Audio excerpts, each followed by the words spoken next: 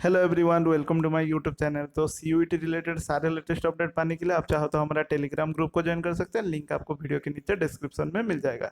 तो देखिए, मैंने कल ही आप लोगों को अपडेट दे दिया था सीयूईटी की तरफ से जो सिलेबस रिलीज हुआ था PGQP 22, यानी 22nd के लिए जो पेपर कोड के लिए जो सिलेबस रिलीज हुआ था। हालांकि वो सिलेबस पिछले सिलेबस की तरह ही है, कोई भी चेंजेस नहीं है, पूरा एग्जैक्टली सेम टू सेम है। उसके रिगार्डिंग मैंने अपडेट दे दिया था। इसी तरह के लेटेस्ट अपडेट आप लोगों को हमारे चैनल में मिलते रहेंगे। और आज हम कंटिन्यू कर रहे हैं हमारा जो सीरीज चल रहा था सीयूईटी का। और आज हमारा पार्ट नंबर 6 है। ऑलरेडी हमने 5 पार्ट कंप्लीट कर लिया है। तो अगर आप लोगों ने पिछले 5 वीडियो को चेक नहीं किया है सीयूईटी का, उसको चेक कर सकते हैं। आज पार्ट नंबर 6 कर रहे हैं और यहाँ पे हम डिस्कस करेंगे कुछ मोस्ट इंपॉर्टेंट एमसीक्यू जो कि एग्जाम में, एंट्रेंस एग्जाम में पूछे गए हैं क्रोमाटिन टाइप्स के ऊपर। उसके ऊपर हम बात करेंगे। तो चलिए शुरू करते हैं। वीडियो अगर पसंद आएगा तो लाइक शेयर सब्सक्राइब जरूर कीजिएगा। ये रहा आप लोगों का क्विक सिलेबस। यही सिलेबस को अपडेट किए हैं और कुछ भी चेंजेस नहीं है। तो पुराना जो था वही कॉपी पेस्ट करके नया में रख दिए हैं। देखिए, हमारा सीरीज इस तरह से कंटिन्यू है। हमने वो यूनिट 1 कंप्लीट कर लिया, 2 का अभी हमने organisation of chromosome last video में कंप्लीट किया था। आज हम क्रोमाटिन टाइप्स कर रहे हैं। उसी तरह से हमारा सीरीज कंटिन्यू होगा। Then biochemistry, biotechnology, microbiology, molecular genetics, plant science, animal science. ठीक है। तो ये पेपर कोड PGQP 22 के लिए है। ठीक है, ये चीज़ आप लोग ध्यान रखिएगा। तो चलिए देखते हैं क्वेश्चन। पूछा गया पहले question, the tightly packed form of DNA is called. तो मैंने क्रोमाटिन के ऊपर थोड़ा सा आइडिया दे देता हूँ, उसके बाद हम कंटिन्यू करें। क्रोमाटिन यानी नाम से मालूम चल रहा होगा। जनरली आप अगर आप एक सेल देखेंगे, सेल के अंदर जो न्यूक्लियस होता है, न्यूक्लियस में आप लोगों को क्रोमोजोम कभी भी नहीं दिखेंगे, सिवाय आप लोगों को सेल डिवीजन को छोड़ के। सेल डिवीजन में ही क्रोमोजोम बनते हैं।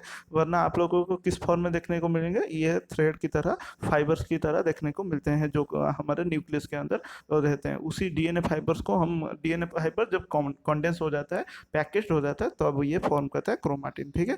तब ये फॉर्म क्या करता है, क्रोमाटिन। और ये क्रोमाटिन कैसे बने रहते हैं, दो चीज़ों से, एक डीएनए और उसके साथ पैकेज होने के लिए एक हिस्टोन प्रोटीन चाहिए होता है। एचपी लिख दे रहा हूँ, ठीक है, हिस्टोन प्रोटीन। ये दोनों मिलकर जब ये कंडेंस हो जाता है, कॉइलिंग आपस में हो जाता है, पैकेज हो जाता है, तब ये फाइबर बनाता है, क्रोमाटिन फाइबर। इसी क्रोमाटिन फाइबर जब फर्दर कंडेंस होता है, तब जाके ये क्रोमोजोम बनाता है। लेकिन वो क्रोमोजोम कब बनता है, ड्यूरिंग सेल डिवीजन। अब ये जब आप न्यूक्लियस में ये क्रोमाटिन को देखेंगे ना, इस क्रोमाटिन में आप लोगों को कहीं पे पूरा डार्कली स्टेन दिखने को मिलेगा, कहीं पे लाइटली स्टेन, फिर डार्कली स्टेन, फिर कहीं पे लाइटली स्टेन, फिर डार्कली स्टेन। इस हिसाब से क्रोमाटिन को दो हिस्सों में बांटा गया है। एक होगा हमारा हेटेरोक्रोमाटिन, दूसरा होता है हमारा जो लाइटली स्टेन, उसको कहा जाता है यू क्रोमाटिन। याद रखिएगा, ठीक है। जो लाइटली स्टेन होता है यू क्रोमाटिन, जो डार्क स्टेन होता है उसे हेटेरोक्रोमाटिन कहते हैं। चलिए, अभी बेसिक का क्लियर हो गया। अब क्वेश्चन देखते हैं।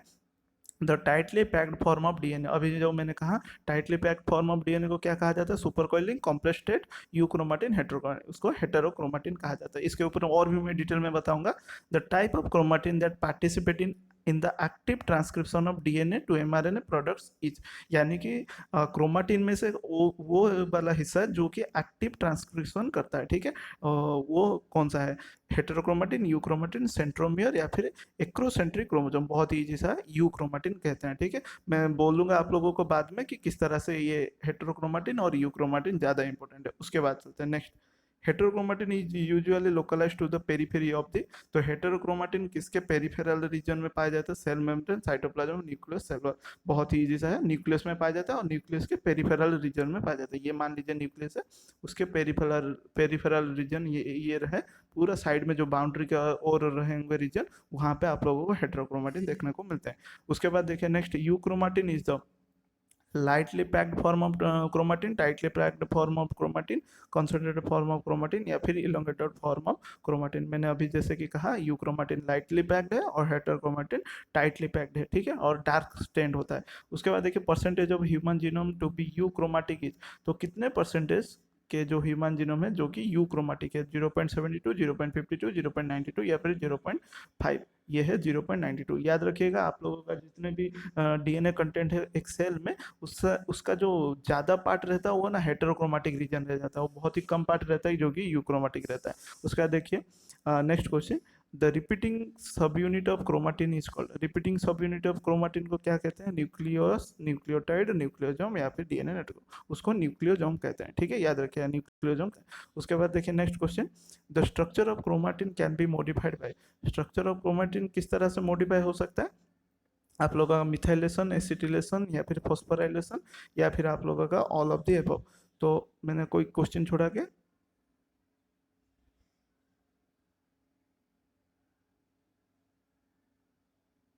नहीं, ठीक है। तो आप लोगों का ये इसका आंसर क्या होगा आप लोगों का? D, all the above. ये स्ट्रक्चर ऑफ क्रोमेटिन मिथाइलेशन से भी मॉडिफाई हो सकता है, एसिटिलेशन से भी, फॉस्फोराइलेशन से भी। उसके बाद देखिए next question, the modification of histone can affect. Modification of histone can affect transcription, gene expression, both A and B, या फिर ट्रांसलेशन। देखिए हिस्टोन में अगर मॉडिफाई करेंगे तो ट्रांसक्रिप्शन भी अफेक्ट होगा और जीन एक्सप्रेशन भी, यानी बोथ ए एंड बी। उसके बाद देखिए next question, a type of heterochromatin that is usually repetitive and forms structural functions such as centromeres और telomeres is.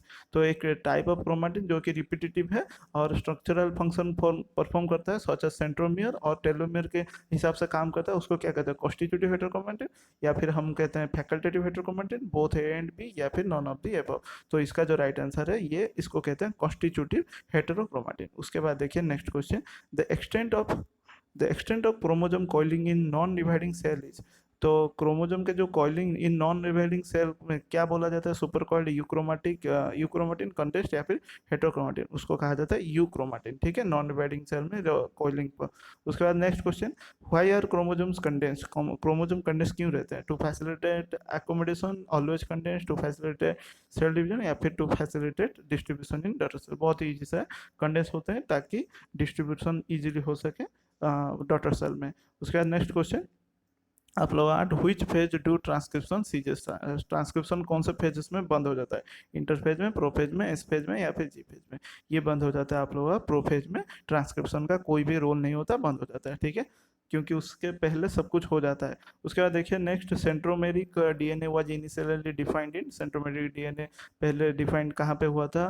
Bacteria, fungi, east, human, east में हुआ था। ठीक है, उसके बाद देखिए which of the following nucleotide is rich in telomere of an organism. ठीक है, टेलोमियर ऑफ ऑर्गेनिज्म में कौन सा न्यूक्लियोटाइड ज़्यादा रहता है? 80, TG, GC, या फिर सी? ये आप लोग याद रखिएगा, GC जो है वो ज़्यादा रहते हैं हमारे टेलोमेरिक रीजन में। ठीक है, तो ये था कुछ मोस्ट इंपोर्टेंट एमसीक्यू। और इसके क्रोमेटिन टाइप्स में तो कोई ज़्यादा कुछ नहीं रहेगा क्वेश्चन। और बाकी रहा हेटेरोक्रोमेटिन, यू क्रोमेटिन, उसके ऊपर मैं आइडिया दे देता हूँ। यू क्रोमेटिन जो कि लाइटली स्टैंड होता है, वो ही एक्टिव होता है ट्रांसक्रिप्शन ट्रांसलेशन के लिए, क्योंकि जहाँ पे रीजन आप लोगों का लूजली अरेंज हुआ होगा, वहाँ पे आके आप लोग राइबोसोमल सब यूनिट आ सकते हैं और बाइंड करके अपना प्रोटीन को निकाल सकते हैं। तो इसीलिए यू क्रोमेटिक रीजन ज़्यादा लाइटली स्टैंड होने के वजह से एक्टिव रहता है आप लोगों का सेंट्रल डोग्मा में। और हेट्रोक्रोमेटिन बहुत ही मतलब क्या हाईली कंडेंस्ड होने की वजह से इन लोगों में आप लोगों का ट्रांसक्रिप्शन और ट्रांसलेशन बहुत ही मुश्किल है। इस वजह से ये ज़्यादातर इनएक्टिव रहते हैं और डार्कली स्टैंड रहते हैं। ये था आप लोगों के लिए क्विक सा मतलब एक रिवीजन हो गया। तो नेक्स्ट मिलते हैं नेक्स्ट वीडियो में, नेक्स्ट पार्ट में। ये रहेगा हमारा नेक्स्ट पार्ट 7, CUET 7 के ऊपर। तो इसीलिए वीडियो को आप लोग सब्सक्राइब करके रखें, लाइक कीजिए, अपने दोस्तों के साथ शेयर कीजिए। Thanks for watching this video. अगर कोई क्वेरी वगैरह है तो जरूर मेंशन कीजिए कमेंट सेक्शन में। मिलते हैं नेक्स्ट वीडियो में। Thank you.